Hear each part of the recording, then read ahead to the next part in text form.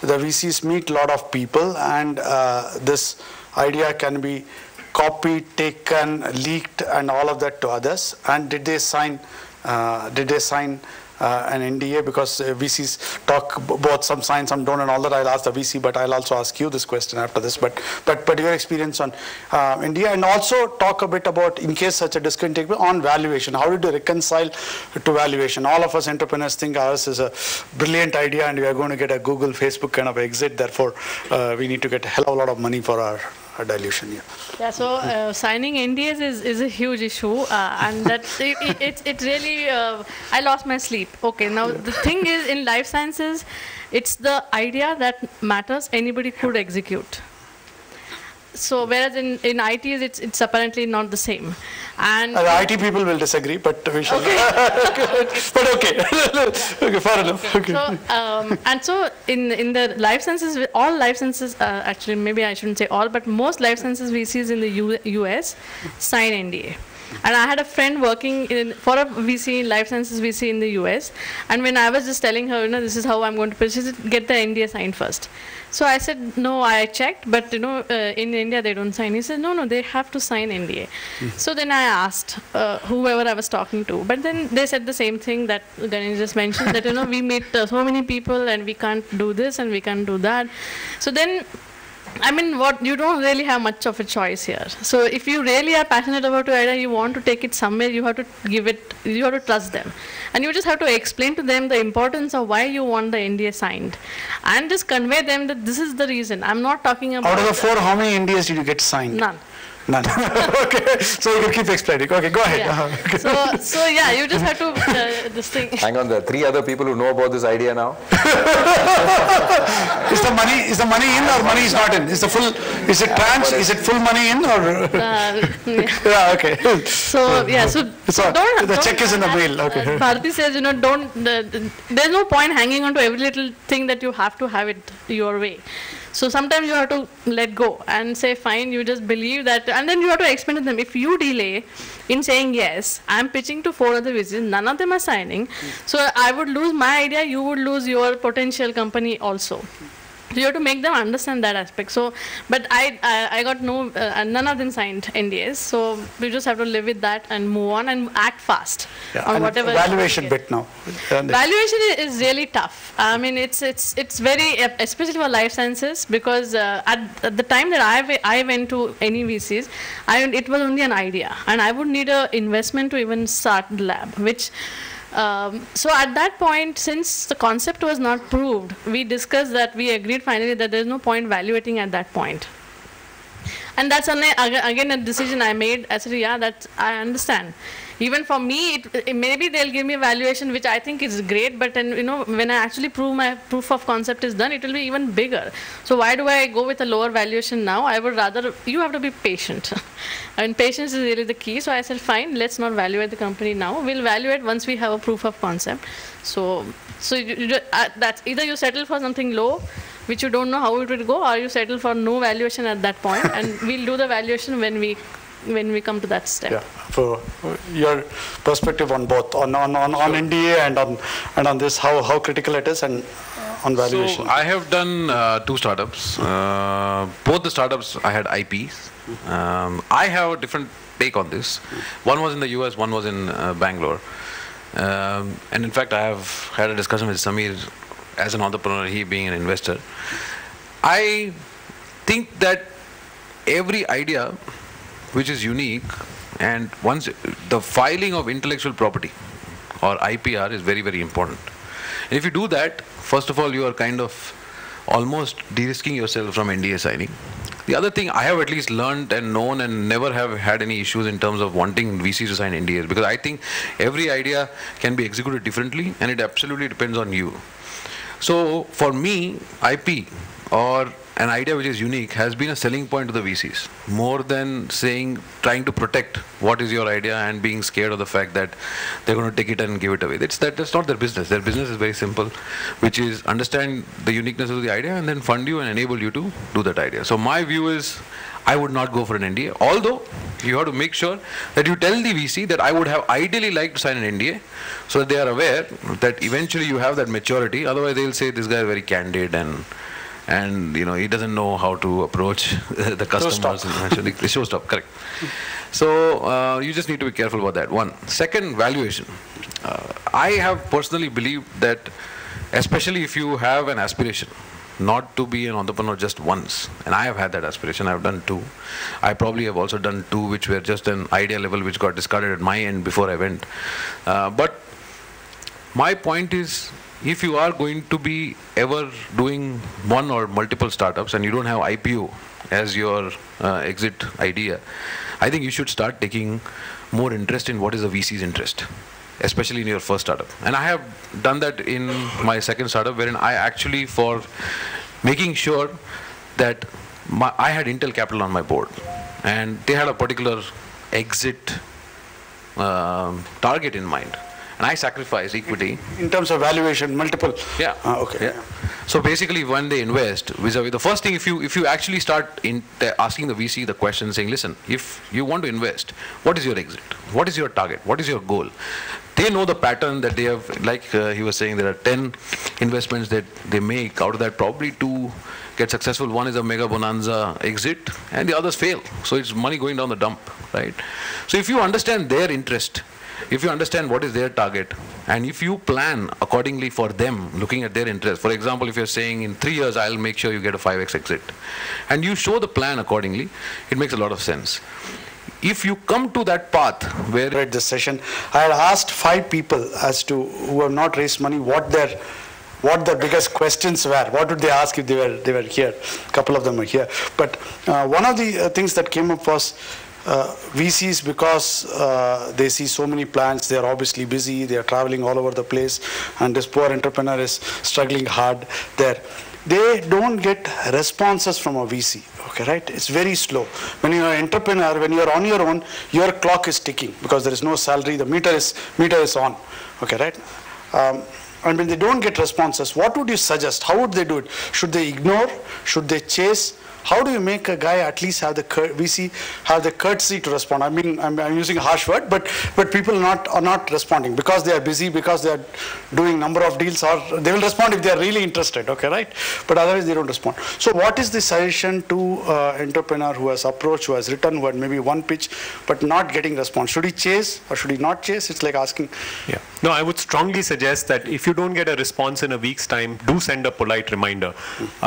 Our goal at Inventus is to respond to every entrepreneur, but I know that we are at probably a 65 or 70% hit rate on that goal that we've set for ourselves. And it's therefore not obviously intentional. It's just that you've seen the plan, you either are not very sure at this point in time whether to, what your thoughts are. You say you'll do a little more research on this space and then come back, and you're deluged with 10 others in the meantime. So I would strongly urge, if you don't hear in a week's time, do send a polite reminder. If you still don't hear in a week's time, do send a second polite reminder. If you still don't hear, then I think there's something wrong with the VC.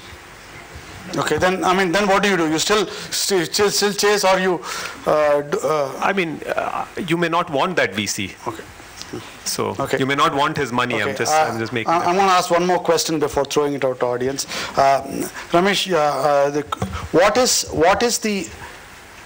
You've seen VCs there in the Valley and here in India. What is the best way to approach a VC?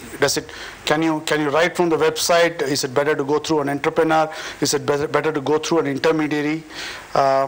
What is the best way? Okay, right? Because I know some top VC in the US says they will not see a business plan unless it's actually forwarded by somebody whom they have invested in or something like that. Okay, but leave that aside. I'm talking about more in India for Series A. I'm not talking about Kleiner Perkins or. Yeah. How should they go about doing it here? I would still say that reference into VCs makes a huge difference. I think the VC will look at a plan which is sent by somebody that they know then something that is unsolicited comes into your mailbox, right? And I think it's important to have some context behind it, because at the end of the day, it's a firm belief in our firm that, because business plans change, the quality of the entrepreneur makes a huge difference to the end goal of the success of the company. So it's very important that the VC and the entrepreneur get onto a common platform right from the beginning in terms of establishing a relationship. So if it comes to somebody that you know, there's a greater chances that the plan is going to be looked at. So that exists even in Bangalore, I think, to a large extent. So for lots of entrepreneurs, I would say the art of cultivating these relationships, either through one link or 2 links or 3 links, however it is, even and there are very, very active angel networks in the communities over here, and they're springing up in every city. And I think you should get very, very active on those forums, as well as getting yourself seen above the normal crowd. Like, you may have your own blog, you may have your own opinions or points of view talked about somewhere or the other. All of these things make a difference to the VC when he's looking at context of, who's this plan that I should be looking at. And I think that doesn't change in Bangalore. Great, thanks. So I'm going to throw the floor open for questions from the audience. So, yeah, let's start.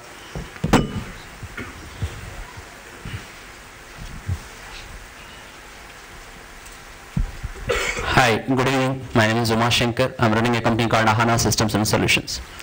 Some of the agents who comes and say that I do evaluate and I'll get an investor into your company, what is the percentage normally we are supposed to agree with them? Okay, so question, should they use is an intermediary should be used when and when not, and what should be the percentage or what should be the fees for an intermediary? I mean, this is, any of the VCs can answer. So I'll give you my view. If you can approach the investor directly, it is always better to approach him directly. Intermediaries are not required, especially in the early stage. If you at all need an intermediary, the typical fee, depending on the amount raised, is 1 to 3%. Okay, thank you. Bharati, would you agree to that in terms of use of intermediary? Yeah. Okay. Next question. Yep. Hi. I represent my wife. She's the entrepreneur. Very good. Don't we all? Lucky man. Well, not so fast. I'm perhaps in a... So you're the original investor then? Sorry? You're a VC, intermediary, okay. Well, I've already invested my life. There's nothing much left. While I'm gainfully employed with a large MNC for the last so many years, and she's been in operation for over 3 years. Last year, in the middle of the year, an unexpected but a welcome mail from a venture capitalist such as yourself lit the fire under our backsides, and therefore we are currently in a position to, we've actually started discussions with people. And it's been the other way around when people have been actually asking us, and we've been very reluctant, and to the point that while she's been running the operations, I've been busy setting it up for her because, like I said, apart from my life, I perhaps have my skills as an astute carpenter to help her with. So I set her clinics up. We've been in operation with positive EBITDA for the last 3.5 years, and she has enough and more experience in this field, close to 15 years before she started out on her own. What advice would you have me? Because we've had a first round with a couple of them, and it's all very nice, it's all hunky-dory. But now it gets to the brass tasks, the econometrics, the spreadsheets. What should I be looking out for? Because my discussions on the second level start in about a week's time. Thanks. Yeah, Ramesh. I can take a very initial stab at it, which is you don't need to be in any hurry at all. Right? If people are chasing after you and you have a horse race going, it's all goodness. Just because you lose a few of these VCs, there are going to be 10 more in the pipeline after that. So you don't need to worry about this at all. I think the most important thing is, what do you want to do for the company, and what do you want the company to be? Formulate that plan and that strategy in terms of what is the money that you require, where do you need to take it, And at what point, going back to the original questions we started off the discussion with, right? At what point do you need that money? If you don't need the money now, don't take it, don't raise it at all. Just tell, but here would be a great opportunity to establish a relationship with the VC saying, thanks, but no thanks. We don't need you. Just send a nice mail and go and talk to them. Go see them and have a cup of coffee with them and say, we don't need, right now, but we'll be ready in 6 months and we'll come back to you. But incidentally, that's how it was. We never really had this idea of taking it beyond what we had currently. But now we see a whole lot of value, and it somewhere ties up with our plans only a lot more sooner, because obviously there is capital infusion. So we do have a firm plan about where we see ourselves 3 years, 5 years. We have employed business advisors from the domain as well as from the investment community, and plus my old mentors and so on, one of who's sitting right here next to me. And we have generated sufficient interest. We know where the company needs to be. But now I'm asking, the first handshake is over. Now it's the engagement time, right? So what are those top 3 questions or top 3 areas that a VC will look for in a well-rounded business plan, which I believe we have? What are those top 3 areas that I need to watch out for? But that I think we talked about. If you're ready for VC, then I think you will have those questions for the VCs ready to go, right? If you're ready in terms of what's the business that you're in, what's the money that you want to raise, and how big that you want to take it. Yeah. See, the VC would I think one of them mentioned, getting VC is like getting rocket fuel that will send you into orbit. Okay, right? Now, are you ready to go into the orbit? Is your business ready to go into the orbit? Because if you don't go to the orbit, in between you will fall off. Okay, right? So there's no other. I think Samir mentioned. So it doesn't have to be VCable, but with that capital, if you think you can go into the orbit and you have the luxury of being able to be chased for that particular capital, then that's. Is your question, should you take VC funding, or is your question, I've decided to take VC funding, what are the brass tacks? Well, we've decided over the last 8 months, I think we've fairly decided, because we are at that stage where we have all our spreadsheets in place and all our plans in place. But since neither of us have done this, see, like I said, I'm gainfully employed in a salaried capacity, but I have been part of mergers and acquisitions and so on. So I have that amount of general management experience to bring to the table. She's the entrepreneur. She's had fairly positive success rates over the last 3 years. And I'm willing to go join her in business, work for her. Not that it's going to be different from when I'm married to her. Maybe still work for her. Right? But right now, I'm in the position to advise her, which is actually a very difficult job to do. But nevertheless, what are those areas that I need to watch out for, or we need to watch out for? Once we've shook hands, they agree and they say, yeah, they have a fantastic interest in this, and they want us to meet us more. So don't worry, there's not some great things you need to watch out for, but looks like you're in a position where you have a choice of VCs, and what should you look for in the VC that you choose, right? So let me rephrase that question. So VCs can bring a lot more than just the money that they bring to you. And these are some of the things you should evaluate in the VC. So I would suggest the investors you're talking to, or the shortlist that you make of the top 3 investors you may want to take money from. Obviously the chemistry you've seen, you like the guy, he likes you, so the VC is also like a marriage. Now, I don't know your marriage, but you've talked a lot about it.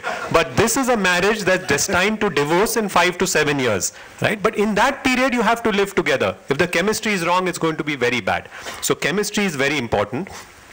Talk to their other portfolio companies to see how they are and so on and so forth. Look at the value they can bring to you. How much do they understand the domain? Have they got other investments? Can they add value to the business? What are their networks? Can they help with customer relationships? Can they help you with hiring? When it comes to an exit, can they help you? So you have to do that sort of diligence. So speak with their entrepreneurs they've backed. Try and figure out their domain knowledge, their ability to help you, what their networks are, and make sure the chemistry is right. I would say chemistry is the most important. You are actually choosing a marriage partner, even though it's a short-term marriage. Okay. One more point that I'd like to make is because of the fact that you might have currently so many people chasing you, etc. Stay away from arrogance. Make your 3 choices and don't miss the bus, because you might. When a lot of people... When you say no to a lot of VCs, it's a viral network. All of us know everybody, right? So eventually it becomes arrogance. Secondly, if your goals are very clear, which is, this is the point in I want to take money, this much is what I want to dilute, and if you are saying people are chasing you, then it's just a choice on the basis of the criteria that he mentioned. And it actually is very simple. Yeah, next question, please. Yeah, sorry. Yeah, sure. Sorry, 1 minute. I'll come to you after she. Yeah.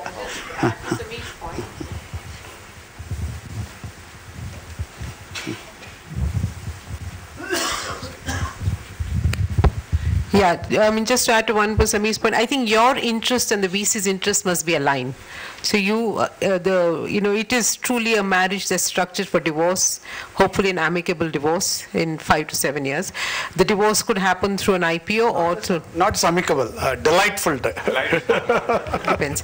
10x. It could be, I mean, it could be, delight in terms of money, but bad in terms of relationship. But I mean, that's, so you should be able to say, I'm willing to sell the company either an IPO or through an acquisition. Because the VC invests to exit. They do not invest to stay put in the company. That's really their game. So that's very important. If you don't think you see yourself running the company for 20, 30, 40 years, don't want to do anything else, it's not an IPO-able company, then I wouldn't suggest you raise the funds. Oh, hi, this is Sudhakar. I'm from bookmyfunction.com. I have a very general, broad question. Bookmyfunction.com. Yeah, okay, go ahead. I want to pick up from the notion, are you an Indian company or a global company or a US company kind of a scenario? You just keep hearing about if you're an Indian company building a product, you can't make it in a Western world kind of a scenario. My broad question to VCs in India, do they strongly believe that they can't put their money in a company who's sitting in India and can't really make out? I mean, generally 90% of the people, we keep hearing that. Just want to get a perception, I mean, from you that, is it a strong belief among the VCs? Yeah, quick one-line answer from the 3 VCs. Is it a strong belief or it's not a strong belief, or it depends? No, it's not a strong belief as well. So you can build a company here, provided the customer needs are similar. Yeah. So I can tell you straight away, all of our companies, including the one, OncoStem Diagnostics right here, are all global companies. They're going to attack the global market, and you can look at our website. None of them are meant only for the Indian market. So the question is, a VC in India, will he be willing to look at a company which is from India for the global market? That's both of them have categorically said. Entrepreneur needs to... Yeah. Entrepreneur needs to be where his or her customers are. So especially the first set of customers. So if your customers are in India, you better be here. If your customers are in overseas, the first set of customers you're going to get, you should be there. And if you're based in US or Europe or Middle East, we as investors cannot invest in your company. So therefore, for us, it becomes an India market play. Yeah. But I think fundamentally, you need to be close to your customers. Okay. Yeah. Hi, Samir. I have this is Bhashwar, and I worked with one of the companies that possibly Apoorva Ventures invested, Velos Global Solution. So I have a question for you. I have heard that we have angel versus VC thing, and most of the technology-based ventures, they are all on PPTs and presentations. Things are working on it out of labs, right? So once you haven't seen the world, right? So you can't basically predict. You cannot have extrapolation of the past that says that 5 years down the line, this is what the valuations and business and so on and so forth will look like, right? So the question is, how do you evaluate whether it's an angel case or it's a VC case, or how much funding you need, because you don't know. You can't extrapolate the past and predict the future. So you asked me the question? Yeah. I think you have to be able to figure out, as Bharati had said earlier, what is the minimum amount of money that I need that will get me to a meaningful milestone. That is a very critical thing. If you can't figure that out, I think there's trouble ahead, especially for raising money. And that's not so difficult to figure out. Yes, you can't predict whether you'll do 100 crores in 3 years or 100 crores in 10 years or never do. That's a separate issue. That's the risk we all underwrite. But saying that I need 50 lakhs, with 50 lakhs I can build a team of 4 guys, bootstrap myself, get the prototype ready. Once I have the prototype ready, I need 2 crores or $2 million to then take it to market, get my first 20 paying customers. Each customer will give me so much revenue. That's not difficult to do. And I think that is imperative to do if you're going to raise money. And the answers to these questions will tell you whether you need angel money, Series A, VC, etc.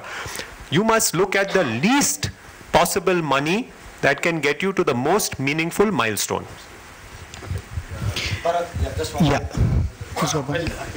Yeah, go ahead. I'll go to, okay. Bharat. Hi, my name is Bharat Gera. I'm guiding a few early stage companies, idea to early stage companies. And the feeling I'm getting more and more is that it's better to tell them not to chase any kind of VC or angel funding because it's a sheer waste of time actually. They'd rather concentrate on the business and get going with it. And that's what I'm trying to tell them. But some entrepreneurs seem to believe that the end all of doing this thing as an entrepreneur is to raise VC money. So I can't stop them. But I think a genuine entrepreneur today, in most areas, especially in the IT internet space, doesn't require any kind of funding. They can just get going on their own. Maybe they have to forego their salary, which anyway you want them to do so. Yeah, so I think you found. To add to that, sorry, but I don't think, a lot of the VCs and angels claim that they can add value to the entrepreneur's idea and provide guidance and inputs and networks. I think the entrepreneurs today are smarter, honestly. Okay, so I agree with you. Don't waste your time chasing VCs. The first and foremost objective has to be to build the company. So, raising money is one part of it. So if you make it the be-all, end-all, take it very personally, it's not going to work. So I agree with you entirely. Can VCs add value? I think the best way to figure that out, all the VCs will tell you we add a lot of value. No VC will tell you otherwise. I think the best way to find that out is just talking to their other portfolio companies. Talking to the entrepreneurs and figuring out what kind of value they add. I mean, some of the entrepreneurs described to us, there is a helicopter board member, there is the operational board member. So the operational board member is who will ask you, did you go by bus to Bombay or did you fly? And what was the fare? The helicopter apparently is a laissez-faire board member. I mean, they were actually describing the investor board members. They were telling me how they describe all that. So I think the other entrepreneurs in the portfolio will tell you, whether the VC adds value, what kind of value, whether it's the recruitment, networks, customers, intangible, tangible, and then you make the call on that. So I absolutely would advise you to stop advising the startups because of the simple reason, and I'm sorry, I don't mean to be personal or blunt, is because of the fact that if you see, please go and have a look of 100 top successful companies in the world. The entrepreneur and the company gets credibility. If you are not Dhirubhai Ambani, right, who depended on a lot of family, friends, who eventually he was funded and he has given equity to everybody for that. They didn't add value because he had the passion, and it happens only once in a million years, right? So from that perspective, if you look at any professional, any sector startup,